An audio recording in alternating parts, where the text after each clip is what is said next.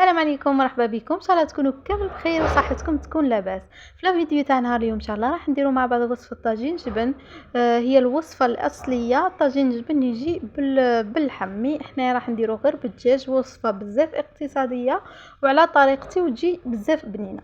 تابعوا معايا الفيديو من الاول للاخير باش تشوفوا المقادير وطريقه التحضير. في البدايه درت القدره تاعي، درت فيها شويه تاع زيت، نص مغرفه تاع سمن، خليته ذاب وحطيت عليه صدر تاع دجاج. يعني انا درت صدر كامل، تقدروا ديروا نصف صدر دجاج، شنو تقدروا تضاعفوا الكميه كيما تحبوا نتوما. خليت هذا الدجاج تاعي يتقلى مليح مليح. كي تقلى ضفت عليه حبه تاع بصل، كيف خليتها ثاني تتقلى وضفت عليها التوابل اللي هما كركم، زنجبيل، ثوم بودره والملح. كيما تقدروا تضيفوا الفلفل الاسود. ضفت عليهم حبه تاع بطاطا كبيره، قطعتها كيما راكم تشوفوا. اذا كانت البطاطا تاعكم متوسطه الحجم ديروا 2 حبات. خليت كل شيء يتقلى مليح ومرقت. ما تكثروش بزاف الماء لانه ما نحتاجوش المرقه بزاف، غير قسم يطيب لي هذاك الدجاج ويطيب البطاطا تاعي ونحتاجو شويه برك تاع المرق. انا بعد ما طاب الدجاج تاعي نحيته كيما راكم تشوفوا. صدر الدجاج قسمته غير على 2 وخليته يطيب، يعني ما تقسموش قطع صغيره هكا باش ما يتفتت لكمش في المرقه. ومن بعد بطبيعه الحال كي يطيب راح نفتوه. وهنايا راني قاعده نحي في الدجاج ونحي في هذيك البطاطا، ونزيد نخلي المرقه تاعي تخضر شويه ونصفيها. نحتاج غير شويه، ما نحتاجش بزاف. وامهم طون كنت حطيت المقله، قطعت البطاطا قطع صغيره وحطيتها تتقلالي. فوالا هنايا بعد ما خثرت المرقه شوفوا كيفاش تجي. راح نصفيها برك وبعد نخدم بها. شوفوا واش نحتاج هذيك المرقه، نحتاج حبيبه تاع بطاطا مقليين، نحتاج شويه تاع الدجاج هذاك اللي كنت طيبته قطعته قطع، يعني ما هم كبار ما هم صغار. هذيك البطاطا ثاني اللي كنت طيبتها مع الدجاج راني قاعده نمرس فيها. بالنسبه لي زيبيس نحتاج غير الفلفل الاسود، ثوم بودره والملح. نحتاج 2 حبات بيض، نحتاج الكزبر والفرماج. هذا واش نحتاج في الوصفه تاعي.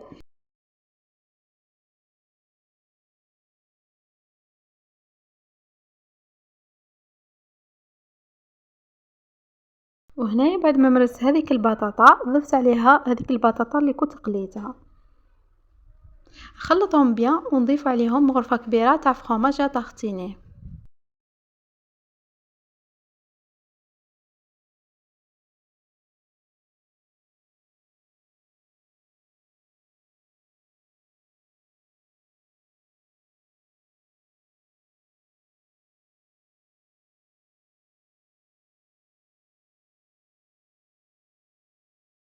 خلط بيان ونزيد نضيف عليهم شوية تاع فرماج رابي اختياري، تقدروا تضيفوه كما تقدروا تستغناو عليه، لكن من الاحسن انكم تضيفوه. خلط مليح المكونات تاعي ومن بعد جبت البلا اللي راح نخدم فيه. بالنسبه للبلا اللي راح نخدم فيه دوك تشوفوه كبير شويه. هي من الاحسن ديروا بلا متوسط، يعني هاد لا كونتيتي اللي درتها انايا. من الاحسن ديروا بلا متوسط، ما ديروش كبير بزاف. الوغ الديفو اللي درتو انايا ما حبيتكمش ديروه. هكا باش يجيكم الطاجين تاعكم طالع شويه. انايا ستفت البطاطا تاعي، درت نصف الكميه ونستفها في لو بلا تاعي.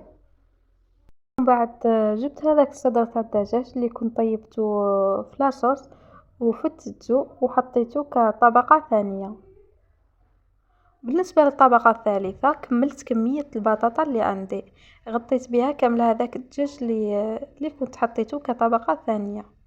ومع الاخير كامل نزيد نكمل كمية الدجاج اللي عندي ونديره على الوجه تاع لو بلا تاعي. وهنايا جبت هذيك لاصوص اللي كنت طيبت فيها الدجاج والبطاطا تاعي، ضفت عليها 3 حبات تاع بيض. يعني اللي دير فيها البلاطو يرفد لك 3 حبات تاع بيض. ضفت عليها شويه تاع فلفل اسود، شويه تاع ثوم بودره والملح بطبيعه الحال. وبالنسبه للملح ما تكثروش، يعني ملحوا غير قيس البيض لانه هذاك الدجاج والبطاطا راهم طابوا لي في لاصوص وكنت درت لها الملح، يعني كلش راه ملح. ديروا غير قيس البيض. فرغت هذاك الخليط على الوجه تاعي، درت شويه تاع كزبر شويه تاع فرماج طاغتيني وغطيت الوجه بالفرماج غابي. وكنت سخنت الفرن مسبقا على اعلى درجه. ومن بعد خليته على نار متوسطه، شعلت عليه من تحت غير شويه ومن بعد شعلت عليه من الفوق قيس ما يذوب هذاك الفرماج ويتحمر الوجه تاع لو بلا تاعي. هنا كلش راه طايب، ما يتديش منكم الوقت نهائيا. غير قسم يطيب هذاك البيض وهذا ما كان. وتقدروا تقدموه مع واش حبيتو، اي صوص تحبوها، سينو تقدروا تقدموه وحده. انا هنايا كنت طيبت الجلبانه، وهذا هو طاجين جبن تاعي بعد ما طاب. شوفوا كيفاش يجي، صدقوني يجي شهي شهي. جربوه البنات. وصفه يعني اقتصاديه. علاش قلنا اقتصاديه؟ لانه الاصل تاع الطاجين جبن يطيب باللحم، وهذا الوصفه راها غير بالدجاج. دونك راها اقتصاديه. ما حبيتش نشارك معكم في هذا الفيديو الوصفه تاع طاجين جلبانه، لانه راني مشاركتها معكم من قبل، وهكا باش ما يجينيش لا فيديو طويل بزاف. الوغ هنايا قدمتها، يعني تحبوا تقدموها وحدها ويعني ترافقوها بطاجين جلبانه، سينو تحبوا تحطوها ديريكتومون في لو بلا تاع الطاجين. فوالا. البنات، وصلنا لنهاية الفيديو تاعنا اليوم. كانت هذه هي وصفتنا، ان شاء الله تكون عجبتكم. اللي شافت الفيديو عجبتها ما تنساش تشترك في القناة اذا كانت ماهيش مشتركة. تضغط على زر الاعجاب هكا باش يطلع لنا لا فيديو، وتشجعنا للاستمرار وتقديم المزيد ان شاء الله. ما بقى علي غير نقول لكم دمتم في رعاية الله وحفظه، والى الملتقى في فيديو جديد ووصفة جديدة ان شاء الله. مع السلامة.